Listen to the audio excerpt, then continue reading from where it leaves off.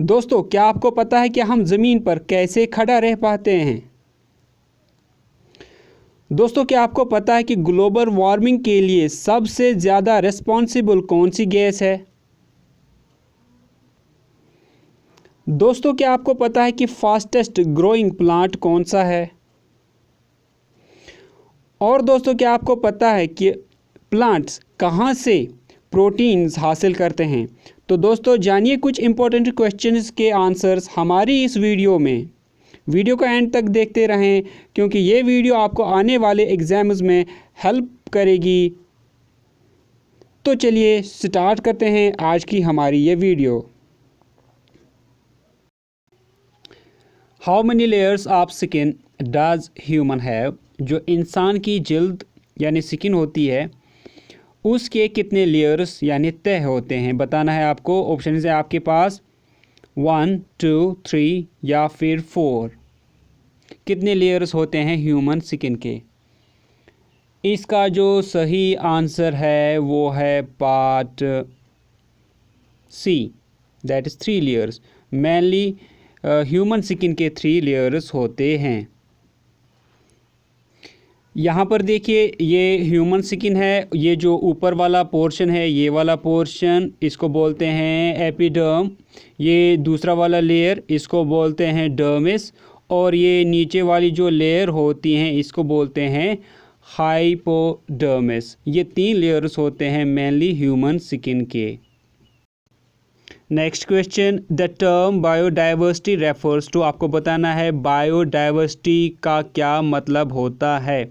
Options है आपके पास range of genetic variation within a population, कोई ख़ास आबादी होती है उसमें जो मुख्तलिफ तरह के स्पीशीज़ रहते हैं उनको बोलते हैं biodiversity. Part B, total number of different species within a habitat, कोई ख़ास जगह होती है उसमें जो मुख्तलिफ तरह की स्पीशीज़ रहती हैं उसको बोलते हैं बायोडाइवर्सिटी। या फिर part C, both A and B, या फिर नन ऑफ दीज। अगर आपको आंसर पता है तो आप नीचे कमेंट में लिख दीजिए। पहले तो खुद ही कोशिश करें आंसर देने की। इसका जो सही आंसर है वो है part C, that is both A and B. Biodiversity means genetic variation within a population and different types of species within a habitat. The power of lens is measured in, आपको बताना है lens की power किस में measure की जाती है। Option है आपके पास डायोप्टर्स, एयॉन्स, लेमन या कैंडेला। अगर आपको आंसर पता है तो आप नीचे कमेंट में लिख दीजिए कि आंसर क्या है।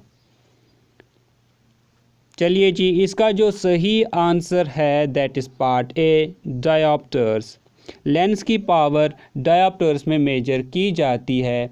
डायोप्टर्स को इन्वेंट करने वाले, ये जो यूनिट है इसको इन्वेंट करने वाले जो ऑप्थेमोलॉजिस्ट हैं उनका नाम है Ferdinand. Important question, heavy water is, आपको बताना है हैवी वाटर क्या होता है। ऑप्शन है आपके पास PH7, rain water, deuterium oxide या ट्राइटियम ऑक्साइड। अगर आपको आंसर पता है कि हैवी वाटर क्या होता है तो आप नीचे कमेंट में लिख दीजिए। कोशिश करें खुद से आंसर देने की। तो हैवी वाटर क्या होता है, इसका सही आंसर है part C, that is deuterium oxide. Heavy water एक किस्म का वाटर होता है जिसमें नॉर्मल जो हाइड्रोजन होता है वो रिप्लेस होता है ड्यूटेरियम से। Next important question, what is the first step in the refining of petroleum? जो पेट्रोलियम होता है जब इसको रिफाइन किया जाता है तो सबसे पहला जो स्टेप होता है वो कौन सा होता है। ऑप्शन है आपके पास डिस्टिलेशन, कूलिंग, ड्रिलिंग और क्रैकिंग। आंसर पता है तो नीचे कमेंट में लिख दीजिए मेरे आंसर बताने से पहले। कोशिश करें खुद से आंसर देने की। इसका जो सही आंसर है वो है, शाबाश, पहले आप ही बताइए फिर मैं बताता हूँ। इसका जो सही आंसर है वो है part A, that is distillation. Distillation एक ऐसा प्रोसेस होता है जिसमें पेट्रोलियम को हीट किया जाता है और इस हीट करने की वजह से जो डिफरेंट कंपोनेंट्स होते हैं पेट्रोलियम में वो अलग अलग यानी सेपरेट हो जाते हैं। तो सबसे पहला रिफाइनिंग का जो स्टेप होता है वो होता है distillation. Next question, water soluble vitamin include, इनमें से वाटर सॉल्युबल विटामिन कौन सा है? ऑप्शन है आपके पास विटामिन सी, नियासिन, राइबोफ्लेविन या all of the above.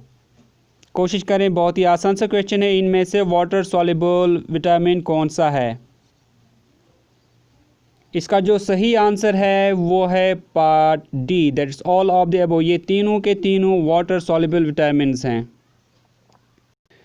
Next question, the fastest growing plant is, इनमें से, ये याद रखें, इनमें से फास्टेस्ट ग्रोइंग प्लांट कौन सा है? ऑप्शन है आपके पास अशोका, बनियान, यूकेलिप्टस या रोज।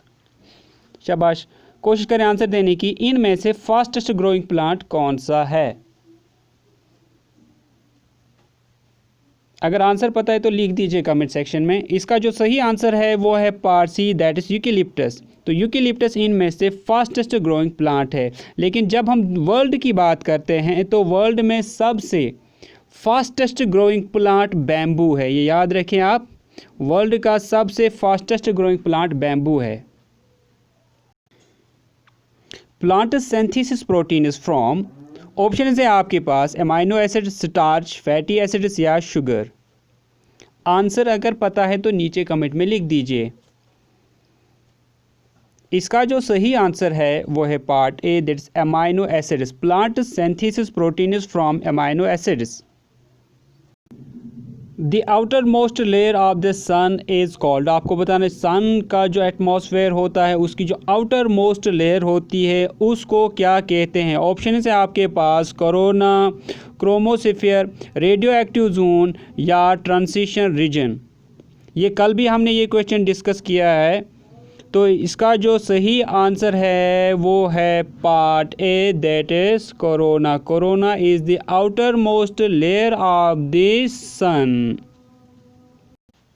1 fathom is equal to how many metres? आपको बताना है फैदम, एक फैदम कितने मीटर के बराबर होता है? ऑप्शन है आपके पास 1.7699, 2.0210, 1.8288 या D part 2.1212 fathom. Fathom unit of length है और इसको इस्तेमाल किया जाता है डेप्थ ऑफ वाटर्स जानने के लिए। यूनिट ऑफ ये लेंथ है। तो आपको बताना है 1 फैदम किसके बराबर होता है? इसका जो आंसर है वो है part C, that is 1.8288 metre इसके बराबर होता है 1 फैदम, या ये इक्वल टू होता है अप्रॉक्सीमेटली 6 फीट के। The gas predominantly responsible for global warming is, आपको बताना है इनमें से वो कौन सी गैस है जो ज़्यादातर ग्लोबल वार्मिंग के लिए रिस्पॉन्सिबल है? ऑप्शन है आपके पास carbon monoxide, nitrous oxide, nitrogen peroxide या फिर कार्बन डाइऑक्साइड। आंसर अगर पता है तो आप नीचे कमेंट में लिखिए। हालांकि ये बहुत ही इजी सा क्वेश्चन है, ये सभी आपको पता होगा। तो इसका जो सही आंसर है वो है part D, that is carbon dioxide. और कार्बन डाइऑक्साइड की फार्मूला क्या है? CO2। What invisible force holds you onto the earth so that you don't simply fall off? आपको बताना है वो कौन सी ऐसी फोर्स है जो आपको ज़मीन पर खड़ा रखती है और उस फोर्स की वजह से आप गिरते नहीं हैं। ऑप्शन है आपके पास ग्रेविटी, मैग्नेटिज्म, विंड या फिर पार्ट डी स्पीड। कोशिश करें आंसर देने की। ऐसी फोर्स जो आपको ज़मीन पे खड़ा रखती है, होल्ड करती है। तो इसका जो सही आंसर है वो है part A, that's gravity. Tides are primary a result of, आपको बताना टाइड्स यानी जो लहरें बनती हैं समंदर में वो किस वजह से बनती हैं? ऑप्शन है आपके पास अट्रैक्शन ऑफ द मून या ग्रेविटेशनल जो पुल होता है मून का उससे, फेरियल्स लॉ, ओशन करंट्स या अर्थस प्रेशर सिस्टम। किस वजह से जो टाइड्स हैं, लहरें हैं, वो बनती हैं? वैसे ये भी आपने पढ़ा होगा। इसका जो सही आंसर है वो है part A, that is attraction of the moon, या आप इसको बोलते हैं gravitational pull of the moon. Next question हमारे पास, heat transfer horizontally within the atmosphere is called. Heat का ट्रांसफ़र होना, गर्मी का ट्रांसफ़र होना हॉरिजॉन्टली एटमॉस्फेयर में, उसको क्या कहते हैं? ऑप्शन है आपके पास कन्वेक्शन, एडवेक्शन, कंडक्शन या फिर एब्जॉर्प्शन। आंसर अगर पता है तो नीचे कमेंट में लिख दीजिए, क्या बोलते हैं हॉरिजॉन्टली ट्रांसफ़र ऑफ हीट को एटमॉस्फेयर में। इसका जो सही आंसर है वो है part B, that is advection. तो दोस्तों इसी के साथ मैं अपनी वीडियो को करता हूँ एंड आई होप कि आपको मेरी ये वीडियो अच्छी लगी होगी। अगर वीडियो अच्छी लगी तो प्लीज़ चैनल को सब्सक्राइब करें। सब्सक्राइब करने के साथ साथ बेल आइकन को प्रेस करना ना भूलें, और प्लीज़ मेरी ये वीडियो आप एटलीस्ट एक बार फेसबुक और व्हाट्सएप पर भी अपने दोस्तों के साथ शेयर करें। मिलते हैं कल एक नई वीडियो में। Thank you for watching.